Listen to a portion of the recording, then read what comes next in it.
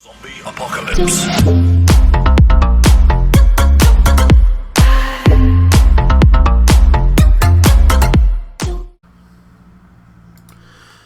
What is up, guys and gals? Space Teams here, bringing you some hot frag action. So, before we go anywhere, we have to give another huge shout out to Jordan1307. Links to his channel is in the down there. He provided us with this amazing thumbnail that you guys saw. And man, do I love it. It is absolutely terrific. So please, guys, go over to his channel. Show him some love.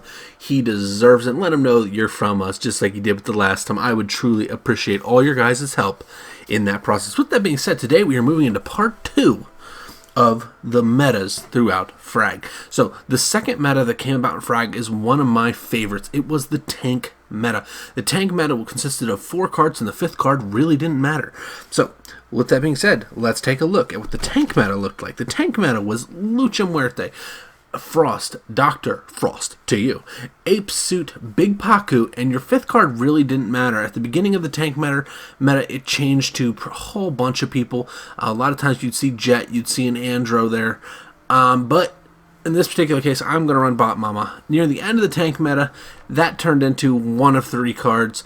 So we'll get into that another day, because that was actually the transition into a brand new meta. But with that being said, let's see if we can get the wins with the tank meta. And I'll explain to you guys just why it was so good at what it did. So let's hop into these matches. So first thing with the tank meta that we will encounter. The thing that made the tank meta super effective, number one, back in the day, Lucha had more health than he currently has. So you could throw him into situations where literally any other card would have been destroyed. But Lucha had so much health that it didn't matter. Get that real quick. Looks like he's trying. Get that to push there. So what else made it so good? Well, let me put Lucha into perspective for you guys, just so you guys can kind of get a feel for what we were dealing with in the beginning of the tank meta. Beginning of the tank meta, Lucha Muerte had 6.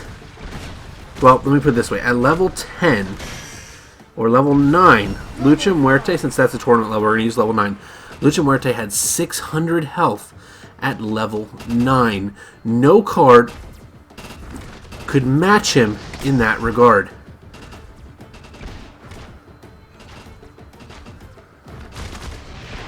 The second thing that happened during tank meta, guys, that was really, really big was the addition of Big Paku, big damage. There was no card in the game that could out-damage Big Paku. And I mean that. Big Paku, if you hit your shot, this is all like if you hit your shot base sort of a deal, could absolutely just dish it out like nobody else. And all from Big Paku could do, this is not an exaggeration, guys, 500 damage if you hit all your rockets. No card could match him in that regards. That's how big of a damage number we were seeing from Big Paku. That combined with the huge health of Lucha made the offensive push ridiculous. Not to mention their health was way more than it currently is.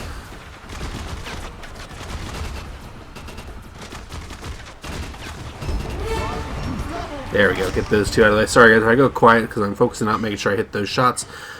So let's go back to now the health thing. So my Big Paku was level 12 back then. He used to have 449 health at this level. He was literally one of the only cards that had the tank status at that. He was so high health that it wasn't even funny. And his tower damage was insane. If you ulted on a tower with Big Paku, it was 150 damage. 150 damage. That combined with Lucha's increased movement speed and insane health pool. My Lucha's level 12, and at level 12 they had 810 health. That's how hard this lineup was. Now, I want you guys to picture, you're playing offense here, or defense, and you have to work through that much health.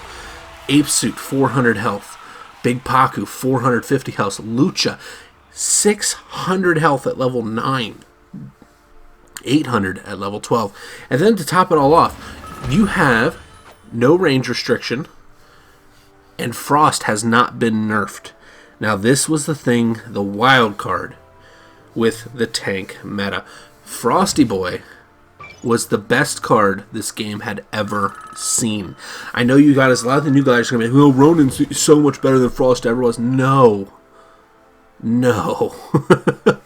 Ronin would have been shredded by the original Frost, as would pretty much everybody currently in Frag. So the original Frost, let's get into him now in this next game. This was the wild card with the tank meta. Ape Suit really hasn't changed much. He's still pretty much the exact same card he was back in the tank meta.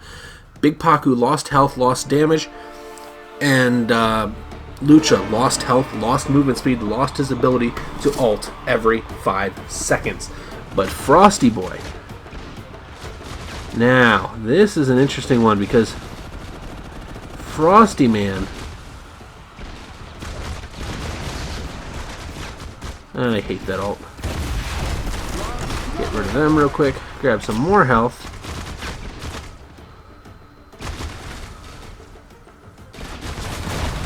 Oh, good shot there, but so let's go back to Frost. Sorry guys, I lost my train of thought there. Sometimes I just mix things up. Just the way it goes. So Frost back in the day. This is where the tank meta was really scary. He was not only the best card in the game, not only the best card the game had ever seen, he was able to kill anybody at any range, and a single ult from Frost was 720 damage. Just let that sink in. 720 damage.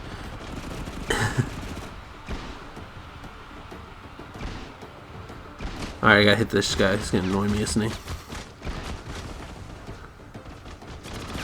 Oh, I stumbled. Get rid of him real quick. Push over here. Get rid of him. Alright, so as I was saying, 720 damage on a single ult from Frost. Sorry I keep losing my train of thought, guys. This lineup is very, very slow in the current meta, so I'm kind of really focusing up on it, unfortunately. But hey, you expect stuff like that sometimes. So let's push forward here with our Lucha. We're actually going to do something like this.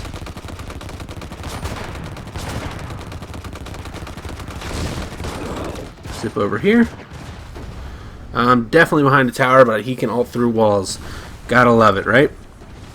So, with that being said, Frost also had limitless range, very, very tight pattern, so the damage he was hitting you for was consistent no matter where he was standing.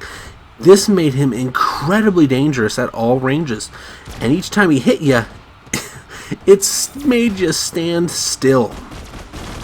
There was no card, and I mean this, no card that Frag has ever had that was able... Dude, that Ripping Fin ult should not hit you that many times. That's just annoying and stupid. Alright, I'm still here, buddy.